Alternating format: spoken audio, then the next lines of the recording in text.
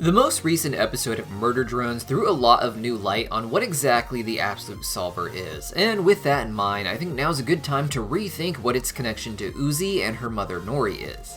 My name is Deepcut, and let's talk about what exactly Nori did at the Copper 9 camp. Murder Drones open with the story of how Copper 9 was once an exoplanet for mining, with all the work done by drones, but being overseen by humans. According to Uzi, and by extension the history she was given by the other worker drones, the humans created some tragic error that caused an explosion on Copper 9, destroying all human life, but conveniently leaving the worker drones to start their own society. V indicated early on that the story Uzi has is just what she's been told, and that her people may not be as innocent in all this as she thinks. These disassembly drones were seemingly sent by the humans on Earth to wipe out the worker drones of Copper 9, but the most recent episode revealed that it was the Absolute Solver that actually created the disassembly drones after massacring the family of Tessa. The Absolute Solver was revealed in the most recent episode to be the base AI that all the worker drones run. This was explained in a few clips from the Zombie Drones training tape for JC Jensen technicians. We had seen this in the previous episode at the camp where Uzi's mother Nori had worked, with there being a note that drones should not watch it for they may find it horrifying. In the tape, we learned that when worker drones are improperly disposed of, they can boot up again by accident and wander around. If they boot up without the worker drone operating system, they end up having the base AI, the Absolute Solver, control their entire body.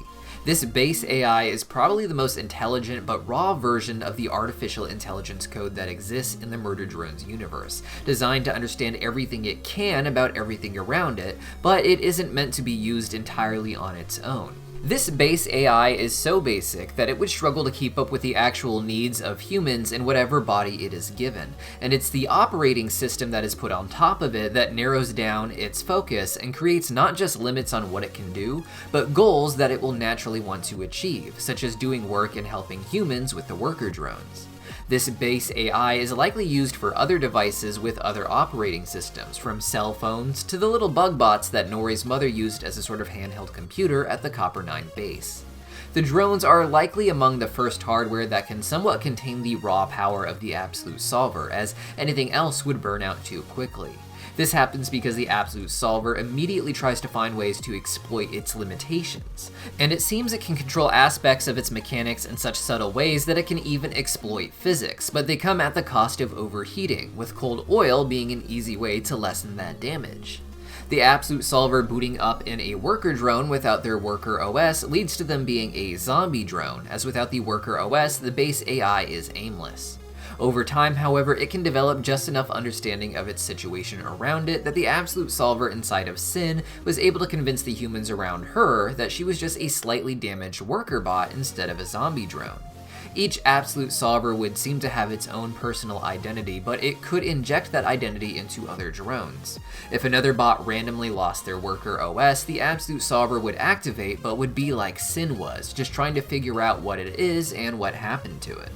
Jay seems to have the memories of the Sin Absolute Solver after getting destroyed, which I imagine Sin injected into Jay and perhaps the other drones, explaining who was trying to delete N's memory again in the recent episode. Uzi and Doll, however, still have their worker drone OS operating even with their Absolute Solver activated.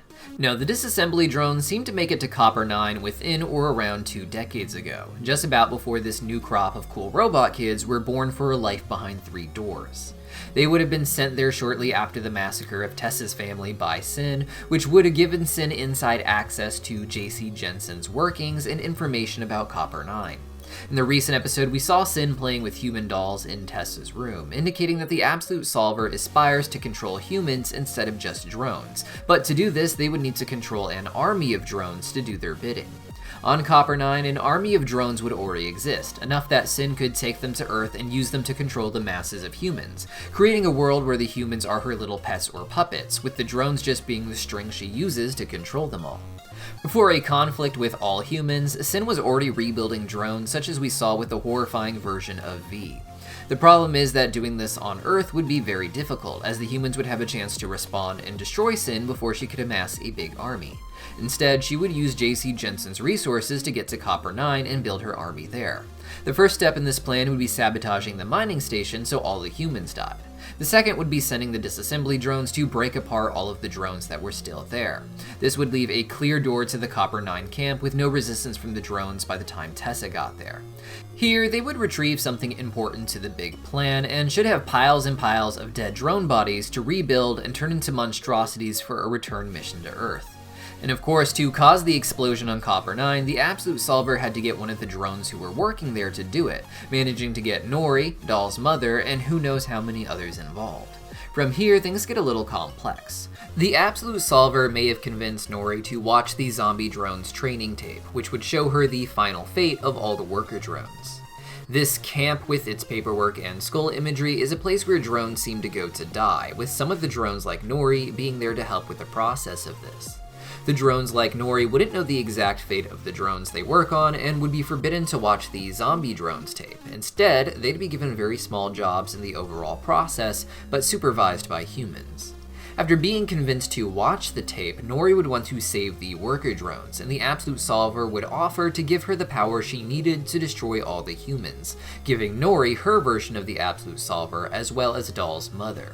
With this, however, it seems that she got the entire plan of the Absolute Solver downloaded into her. Even after liberating the drones, she knew that something even worse was coming, the monstrosities sent by the Absolute Solver to destroy the worker drones. Because of this, she would beg Khan to build 3 doors that they could all hide behind. Khan would not listen until it was much too late, and Nori herself would have been destroyed by one of the disassembly drones. The younger drones in the show were created not from a blank infant neural network, but from the combined programming of 2 drone parents. Khan clearly has his full worker OS, but Nori has the Absolute Solver in her in addition to some of her OS still operating.